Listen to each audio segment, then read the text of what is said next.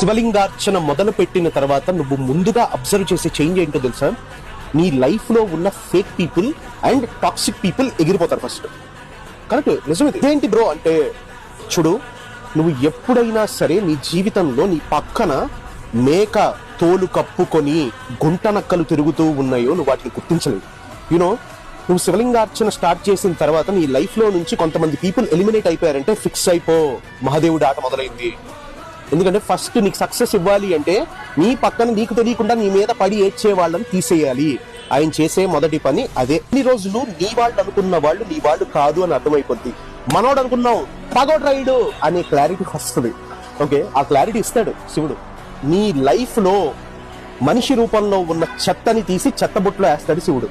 లింగార్చన నీకు చేసే అతి పెద్ద మేలు ఇదే. నీకు ఒక విషయం చెప్పనా, ఎనర్జీస్ టూ మచ్ గా వర్క్ చేస్తాయి మన మీద. నీ పక్కన ఎప్పుడూ నీ మంచి కోరుకునేవాడు ఉన్నాడు అనుకో, నువ్వు జీవితంలో ఉత్తమ స్థాయికి ఎదుగుతావు. లేదా నీ ఎదుగుదల చూసి ఓర్వలేకున్నా, లేకపోతే నీ మీద పడి ఏడుస్తున్నా సరే, ఆ ఎనర్జీ నిన్ను పుల్ డౌన్ చేస్తూ ఉంటుంది. ఓకే, నిన్ను లాగుతూ ఉంటుంది కింద. కాబట్టి మన చుట్టూ ఎలాంటి వాళ్ళు ఉన్నారు అని తెలుసుకోవడం చాలా ముఖ్యం. నువ్వు తెలుసుకోలేని పొజిషన్ లో నువ్వు మోసపోతున్నావు అనుకున్నప్పుడు లింగార్చన ఆ ఫేక్ పీపుల్ ని తీసి బయటేస్తుంది. గుర్తుపెట్టుకో, మనకి నష్టం కలిగించేవాడు లేదా భవిష్యత్తులో వాడి వల్ల మనకి నష్టం కలుగుతుంది అనే పర్సన్ మనతో ఎంత ఎక్కువ రోజులు ఉంటే మనకు అంత ఎక్కువ నష్టం జరుగుతుంది. కాబట్టి ఈ విషయంలో నువ్వు శివుడికి థ్యాంక్స్ చెప్పు. వాళ్ళ రియల్ ఫేసెస్ చూపించి వాళ్ళని పక్కకు తప్పించినాను. నమః పార్వతీపతే, హర హర మహాదేవ, శంభో శంకర.